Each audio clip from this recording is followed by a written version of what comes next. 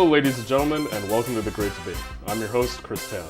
For those of you who have never seen our show before, this is how it works. The show is split up into 3 rounds, and each round contains 3 questions. And the winner from rounds 1 and 2 will go on to debate in round 3 for the magnificent prize of $2 billion.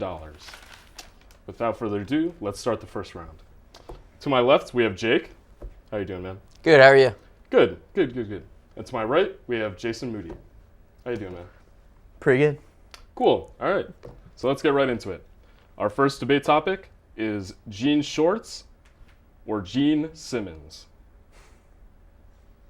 Go right ahead. All right. I guess I'll start this off. I definitely think Gene Shorts are far superior to Gene Simmons because when you think about it, Gene Simmons is kind of really famous, really rich, really, just everywhere. You can't really get away from Gene Simmons.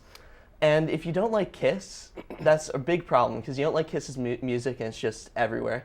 Gene Shorts, on the other hand, besides being completely comfortable and really great, all things considered, really tight, keeps things in there, you can get away from them if you don't like them, while there's no escaping Kiss. See, I completely disagree with you there. Interesting. Jeans are great the way they are, number 1. You don't need to cut them off at the knee. Number 2, Gene Simmons is amazing. Kiss is a legendary rock band. They're in the Music Hall of Fame. They're known for all their action figures. They were in Role Models, which is an amazing movie. Can't argue with that. And he has the longest tongue I've ever seen in my life. That is true. Okay, but think about what you're saying here, all right? First off, the tongue thing, that's there are a lot of tongues out there. I'm sure there's at least one that's longer than his, all right? Yeah. Second, Not one that I've seen. Okay, well, that's not my fault. Second, I don't even remember what you just said. I'm so mad and I disagree so much. I have to interject for 1 second. Jean shorts are typically huge. You know what I mean? They're not usually too tight. I just wanted to say. Okay. Well, also, you're complaining about jeans being cut off at the knee, saying, they're fine the way they are. What if it's a hot day and you want to have, the comfortable denim security of jeans? What are you going to do? Just be really hot all day?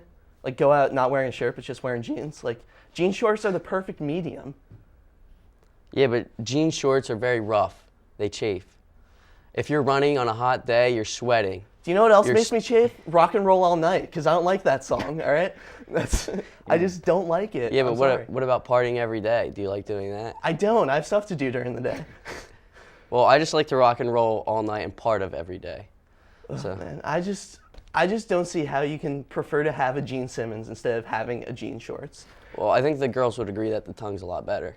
Whoa, okay. I think I've seen more girls wearing Gene Shorts than I have, raving about Gene Simmons, if that's your point. Jean shorts are a lady magnet. For all you guys out there, that is a fact. Gene Simmons, I would say, is also a lady magnet. That is also a fact. Man, But bringing the two together, it's like north and north, they repel each other. Yeah, I can't really imagine Gene Simmons wearing jean shorts, but I'm sure if he did, it would make him a lot better because jean shorts are a lot better. See what I'm saying? I see what you're saying, but I disagree still. I still think that Gene Simmons is a lot better. If you put makeup on jean shorts, it would not look cool. You put makeup on Gene Simmons doesn't look that cool.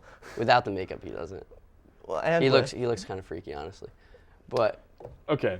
All right. You guys put up really great arguments, but in the end, I have to give it to Gene Shorts. I liked a lot of the points you gave. It was good. Thank you, Chris. I liked it. All right. Our next topic is Grimace or the Hamburglar from the Ronald McDonald cast of characters. Arguably the 2 best besides Ronald McDonald himself. So what do you say? all right, I'll start this one off. I think the Hamburglar is the greatest McDonald's character there is, not just between him and Grimace. Grimace is kind of like an egg purple guy who just doesn't really do anything. He's just like, oh, I'm Grimace. But Hamburglar, he goes around, he sets controversy among the McDonald's characters. He steals people's burgers and then keeps them for himself or gives them to his family, whatever he does with them. No one really knows. Plus he has like a mask, so he's kind of like Batman in a way. Yeah, What? Where, definitely. yeah, Did you say the Hamburglar is the Batman of the McDonald's universe? yeah. Oh, okay, hold on. Okay, I need to... Look, Grimace is big and purple. but he's great at being big and purple. If I had to pick somebody to be big and purple, I'd go Grimace every time. The Hamburglar is not that great at burgling hams, all right? Like, he always gets stopped. He's like Swiper. Like, that's like arguing that Swiper the Fox from Dora the Explorer is like a master thief. All you have to do is be like, yo, cut that out, and he stops. The Hamburglar, I've seen him be foiled tons of times. I had the video cassettes growing up, the McDonald's videos. Oh wow, proof. Yeah, Okay, I can, if I had one of them on me right now, I'd pop it in. We'd have undeniable proof that the McDonald's guys stop him, and then he like becomes friends with them. That's not controversial. That's just like a really weird bad friend who like tries to steal your stuff, and then he's like, oh, yeah, I guess, are we cool? We're cool. My point is, Grimace is great at what he does. What he does may not be that amazing, but I mean, he's big, he's purple, and you can count on him for that. You seem to be a big fan. I'm a huge fan. Now, what is he? Can you shed some light on what he is? Growing up, I was under the impression he was a big purple chicken nugget, but I'm not Okay. positive. Yeah, that's like a rotten chicken, like a spoiled one. Yeah, that like turned one- into like this big Grimace. Like one of the things that like somebody would file a lawsuit over, you know? Yeah. Okay. Interesting. Do you have anything else to say? Yeah, in I do. defense? Grimace might be big and purple, but he's not the greatest at being big and purple. I'm sure we would all agree that Barney is better at being big and purple. Barney doesn't get at McDonald's. More people know Barney. You don't know that. How did he get so big and purple? I think they by made the going to costume McDonald's. that way. Regardless, I'm sure the Hamburglar could be better at being big and purple if he got in the Barney suit Okay. and decided to be Barney. Interesting. Okay. Very good arguments, guys. I'm really torn, but I have to give it to the Hamburglar. You're right. Grimace, I don't even know what he is. What's his deal? Yeah, what is he? What's his deal? He's kind of an idiot, I think, personally. And Hamburglar's got it down. Like, he's friends with the people who make cheeseburgers, and that's exactly what he wants to steal. He knows what he wants, basically. I Yeah. like that. He's motivated. I like it. All right. It comes down to the last question, and this is probably one of the most burning questions in history. Super Bowl or the Dust Bowl?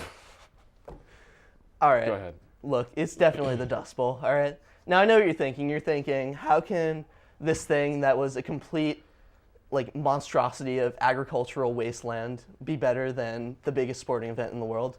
To that, I have to say, education, all right? We learn about the Dust Bowl in every single... It makes me so excited, it makes my voice crack, all right? Like, it's just, you learn about it, we learn so much from it.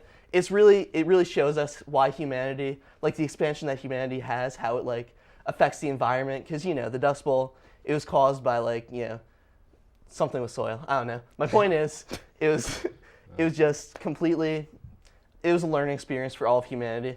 Without it, we might be making those same mistakes again today. And I don't know, in the future, the Super Bowl isn't really teaching us much except, you know, giving us one excuse to use Roman numerals, because really what else do you use them for? That's really the only thing the Super Bowl is good for, in my opinion. Well, you use them on clocks too, but Yeah. the Super Bowl doesn't really need too much debating about. It's the greatest event on any weekend, besides my birthday, of course. Oh, happy birthday. Not this weekend. Oh, okay. But thanks, though. You're welcome. No, the Super Bowl brings in billions of dollars of money for TV, for Oh, billions of dollars advertisements. in money. Okay. Yeah, and that's what it's all about, right? Right. So, Man, I don't know. I mean, the Dust Bowl brought in, it actually Negative cost dollars, a lot of money, negative but I mean, you know, that was like early 20th century money. So, my point is, what I'm getting at here, what I'm trying to say is the Super Bowl is great. You know, everybody like watches the Super Bowl. They like forget about their problems. But the Dust Bowl was a problem, and that's one thing we can't forget about. So are you saying that the Super Bowl should make people forget about the Dust Bowl? to be Because honest, I it- didn't know what the Dust Bowl was before I walked in here. So I forgot about it long Wow, before you're probably the Super same Bowl. kind of guy who burns history textbooks. Nah. Sounds like it. Yes. But I'm not going to hold that against you, of course. But how many people do you know that celebrate a weekend for the Dust Bowl, but millions of people celebrate a weekend for the Super Bowl? The thing is, we live our everyday life according to the impact that the Dust Bowl has had on us. We don't do that with the Super Bowl. After the Super, like, we're not thinking about football right now. The only reason we're thinking about it is because we're talking about the Super Bowl.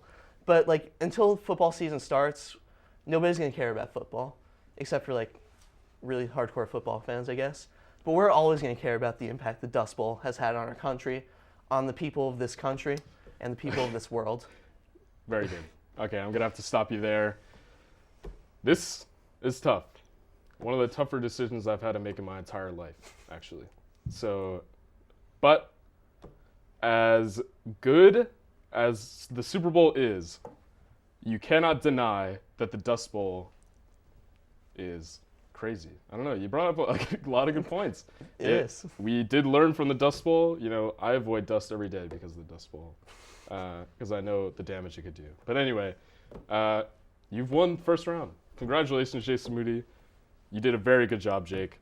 But we're going to take a quick commercial break, but stay tuned because we have round 2 coming up next. You're watching The Great Debate, and I'm Chris Taylor.